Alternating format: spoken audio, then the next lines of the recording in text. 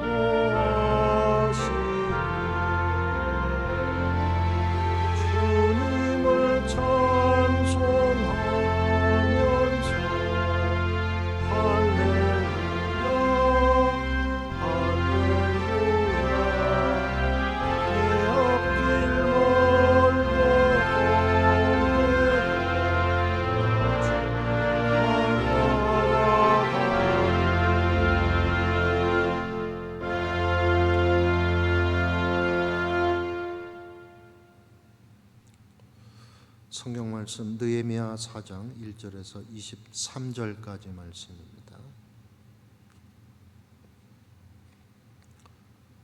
느헤미야 4장 1절에서 23절까지 말씀 함께 1절부터 봉독합니다.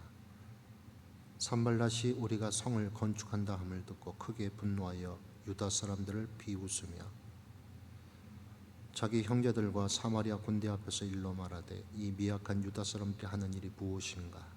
스스로 견고하게 하려는가? 제사를 드리려는가? 하루의 일을 마치려는가? 불탄 돌을 흙무더기에서 다시 일으키려는가 하고 암몬 사람 도비아는 곁에 있다가 이르되 그들이 건축하는 돌 성벽은 여호가 올라가다 곧 무너지리라 하더라. 우리 하나님이여 들으시옵소서. 우리가 업신여김을 당하나이다. 원하건대 그들이 욕하는 것을 자기들의 머리에 돌리사 누락거리가 되어 이방에 사로잡히게 하시고 주 앞에서 그들의 악을 덮어두지 마시며 그들의 죄를 도말하지 마옵소서. 그들이 건축하는 자 앞에서 주를 노하시게 하였음이니이다 하고 이에 우리가 성을 건축하여 전부가 연결되고 높이가 절반에 이르렀으니 이는 백성이 마음들여 일을 하였음이니라. 산발락과 도비아와 아라비아 사람들과 암몬 사람들과 아스돗 사람들이 예루살렘 성이 중수되어 그 허물어진 틈이 메꾸어져 간다함을 듣고 심히 분노하여 다 함께 꾀하기를 예루살렘으로 가서 치고 그것을 요란하게 하자 하기로 우리가 우리 하나님께 기도하며 그들로 말미암아 파수꾼을 두어 주야로 방비하는데 유다 사람들은 이르기를 흙무더기가 아직도 많거늘 짐을 나르는 자의 힘이 다 빠졌으니 우리가 성을 건축하지 못하리라 하고 우리의 원수들은 이르기를 그들이 알지 못하고 보지 못하는 사이에 우리가 그들 가운데 달려들어가서 살육하여 역사를 그치게 하리라 하고 그 원수들의 근처에 거주하는 유다 사람들도 그 각처에서 와서 10번이나 우리에게 말하기를 너희가 우리에게로 와야 하리라 하기로 내가 성벽 뒤에 낮고 넓은 곳에 백성이 그들의 종족을 따라 칼과 창과 활을 가지고 서 있게 하고 내가 돌아본 후에 일어나서 귀족들과 민장들과 남은 백성에게 말하기를 너희는 그들을 두려워하지 말고 지극히 크시고 두려우신 주를 기억하고 너희 형제와 자녀와 아내와 집을 위하여 싸우라 하였느니라. 우리의 대적이 우리가 그들의 의도를 눈치챘다 함을 들으니라. 하나님이 그들의 꾀를 폐하셨으므로 우리가 다 성에 돌아와서 각각 일하였는데 그때로부터 내 수하 사람들의 절반은 일하고 절반은 갑옷을 입고 창과 방패와 활을 가졌고 민장은 유다 온 족속의 뒤에 있었으며 성을 건축하는 자와 짐을 나르는 자는 다 각기 한 손으로 일을 하며 한 손에는 병기를 잡았는데 건축하는 자는 각각 허리에 칼을 차고 건축하며 나팔 부는 자는 내 곁에 섰느니라. 내가 귀족들과 민장들과 남은 백성에게 이르기를 이 공사는 크고 넓음으로 우리가 성에서 떨어져 거리가 먼즉 너희는 어디서든지 나팔 소리를 듣거든 그리로 모여서 우리에게로 나오라. 우리 하나님이 우리를 위하여 싸우시리라 하였느니라. 우리가 이같이 공사하는데 무리의 절반은 동틀 때부터 별이 나기까지 창을 잡았으며 그때 내가 또 백성에게 말하기를 사람마다 그 종자와 함께 예루살렘 안에서 잘지니 밤에는 우리를 위하여 파수하겠고 낮에는 일하리라 하고 나나 내 형제들이나 종자들이나 나를 따라 파수하는 사람들이나 우리가 다 우리의 옷을 벗지 아니하였으며 물을 기르러 갈 때에도 각각 병기를 잡았느니라. 아멘.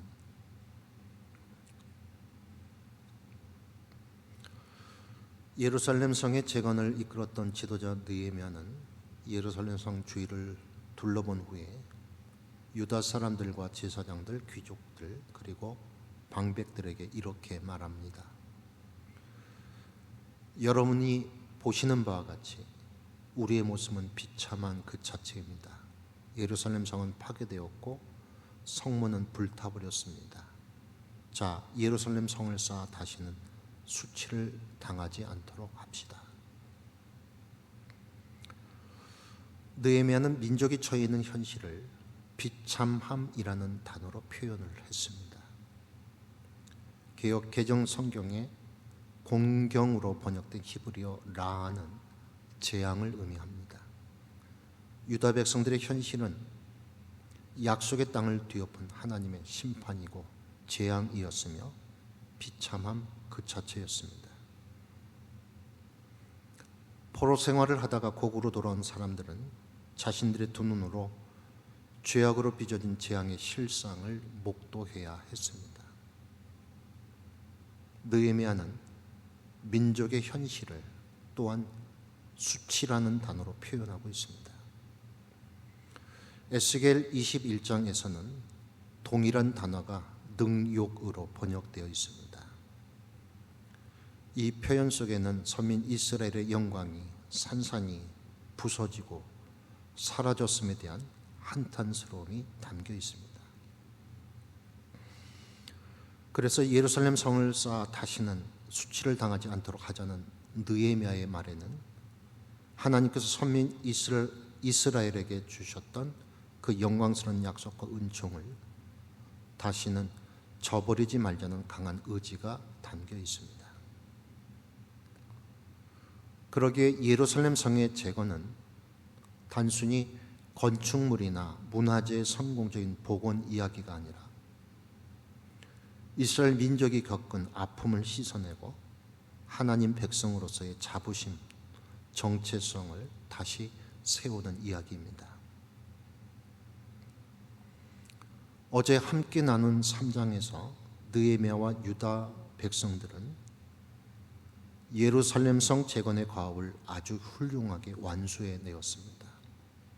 그런데 오늘 본문에서는 성을 재건하는 과정이 그리 순탄치만은 않았음을 보여주고 있습니다.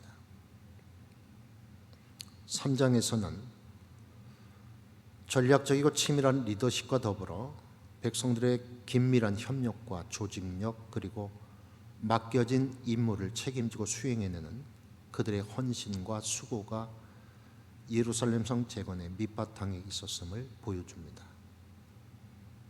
그런데 본문 4장에는 대적들의 방해 공작 또한 매우 치밀하고 전략적임을 보여줍니다.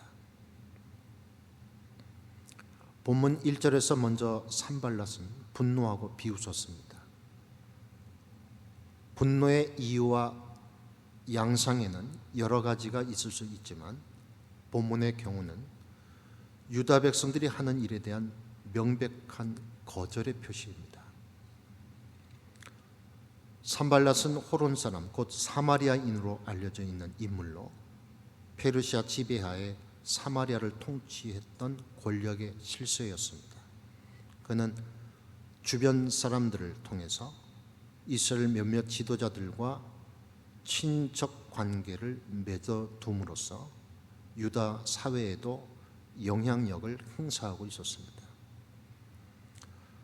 산발랏은 처음부터 예루살렘 성의 재건이 자신의 정치적 입지와 이익에 전혀 도움이 되지 않는다라고 판단을 했고 느헤미야와 이스라엘 백성들의 동태를 예의주시하며 살피고 있었습니다. 산발랏은 분노함으로써 자신의 반대 의사를 노골적으로 드러내었습니다.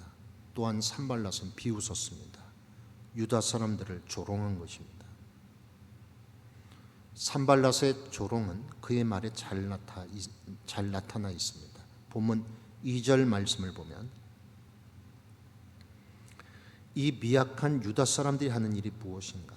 스스로 견고하게 하려는가? 제사를 드리려는가? 하루의 일을 마치려는가? 불탄 돌을 흙 무더기에서 다시 일으키려는가? 조롱은 평가절하에서 시작되어 존재나 가치 자체를 인정하지 않는 데까지 연결됩니다. 미약하다 이 표현은 쇠약해져서 아무런 기력이 없다는 의미입니다. 산발랏의 조롱이 무서운 이유는 그 내용이 전혀 터무니없는 유언비어가 아니기 때문입니다. 근거 없는 내용이라면 무시해서 넘길 수 있습니다. 그러나 산발랏이 조롱한 내용은 느헤미야를 비롯한 이스라엘 백성들이 자신들의 눈으로 목도하고 있는 그들의 현실이었습니다.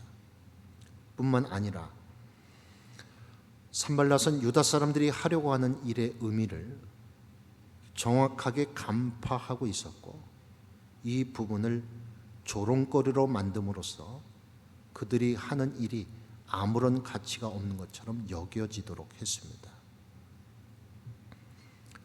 산발랏의 회방은 거기서 그치지 않았습니다. 그는 주변 세력들을 규합해서 이번에는 무력 행사를 하겠다고 협박을 했습니다. 산발랏이 규합한 세력들은 이스라엘 남쪽의 아라비아 사람들, 동쪽에 있는 암몬 사람들, 그리고 서쪽에 있는 아수도 사람들이었습니다. 북쪽에 세를 두고 있었던 산발랏을 비롯하여 이들은 그 누구도 예루살렘의 회복을 원하지 않았습니다. 동서남북 사방에서 유다 사람들을 치겠다고 협박한 것은 그 소문만으로도 유다 사람들에게 공포였을 것입니다. 산발랏은 유다 사람들을 와해시키기 위해 그들을 향해 분노를 표출하고 비웃었고 공포감을 조성했습니다. 이러한 고도한 전략이 깔린 심적 압박은 그렇지 않아도 연약한 유다 사람들을 깊은 좌절과 절망으로 몰아넣었습니다. 아픈 상처에 소금을 짓 이기는 것 같은 대적들의 조롱과 언제 들이닥칠지 모르는 살육의 공포 속에서 유다 사람들은 그대로 무너질 수 있었습니다. 과거 2500년 전에 유다 사람들을 위협했던 대적들의 공격, 오늘 하나님의 백성으로 사는 우리들에게도 동일하게 다가올 수 있는 현실입니다. 우리의 대적은 눈에 보이는 세력일 수도 있고 눈에 보이지 않는 세력일 수도 있습니다. 눈에 보이든 보이지 않든 대적들은 우리가 하나님의 백성으로 산 것 자체를 혐오하고 조롱합니다. 이 땅에 의미를 두고 사는 사람들은 보이지 않는 하나님 나라에 의미를 두고 사는 우리를 비웃습니다. 우리를 평가절하합니다. 우리의 존재가 거절당하고 비난과 조롱이 죽음에 대한 공포처럼 사방에서 엄습해 올 때도 있습니다. 이럴 때 성경은 우리 스스로를 지킬 수 있는 가장 강력한 무기가 무엇인지를 가르쳐주고 있습니다. 그것은 바로 우리를 위하여 싸우시는 하나님에 대한 신뢰입니다. 본문 20절 말씀입니다. 20절 말씀 봉독해 드립니다. 너희는 어디선지 나팔 소리를 듣거든 그리로 모여서 우리에게로 나오라. 우리 하나님이 우리를 위하여 싸우시리라 하였느니라. 느헤미야가 보여준 용기의 원천은 우리를 위해 싸우시는 하나님에 대한 신뢰였습니다.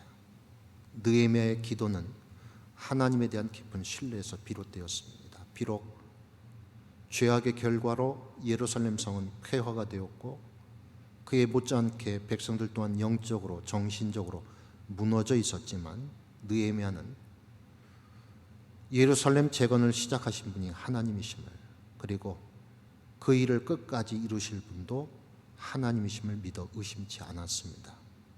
그 하나님을 신뢰했기에 느헤미야는 재앙으로 뒤덮인 비참한 현실 속에서도 새로운 이스라엘을 다시 세울 수가 있었습니다. 하나님의 백성으로 산다는 이유로 분노와 혐오의 대상이 되고 거절당하십니까? 아니면 내면에 있는 연약함과 열등감이 우리의 존재를 평가절하하고 무가치하게 만들고 있습니까? 싸우기를 포기하지 마십시다. 깨어있는 그리스도인의 삶은 늘 전투여 전쟁임을 기억하십시다. 그리고 전투와도 같은 삶의 현장에서 지금도 우리를 위해 싸우시는 하나님의 강한 팔 놓지 마십시다. 영원한 승리는 이미 우리에게 주어진 선물이기 때문입니다. 기도드리겠습니다. 자비로우신 하나님, 이 세상에서 우리가 아버지의 자녀로 하나님의 백성으로 살기가 참으로 쉽지 않습니다. 그러나 우리를 이 땅에 심으신 분이 하나님이심을 믿기에 오늘 하루 참된 하나님의 백성으로 살기를 두려워하지 않도록 도와주시옵소서. 우리를 위해 친히 싸우시고 우리를 끝까지 하나님의 사람으로 빚어가시는 그 강하신 팔을 의지하여 오늘도 하나님의 나라를 굳건하게 세우는 하루가 되게 하여 주옵소서. 예수님 이름으로 기도드립니다. 아멘. 하늘에 계신 우리 아버지여, 이름이 거룩히 여김을 받으시오며 나라가 임하시오며 뜻이 하늘에서 이룬 것 같이 땅에서도 이루어지이다. 오늘날 우리에게 일용할 양식을 주시옵고 우리가 우리에게 죄 지은 자를 사하여 준 것 같이 우리의 죄를 사하여 주시옵고 우리를 시험에 들게 하지 마시옵고 다만 악에서 구하시옵소서. 나라와 권세와 영광의 아버지께 영원히 있사옵나이다. 아멘.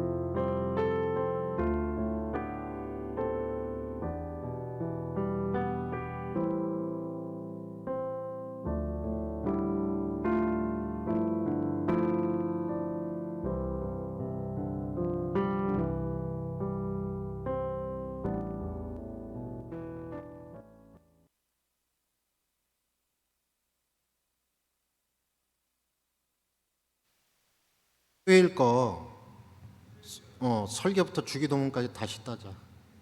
앞에 자꾸 말을 헛돌아가지고 그 성경 다음 수요일 날 성경 다음부터 주기도문까지 다시 하자.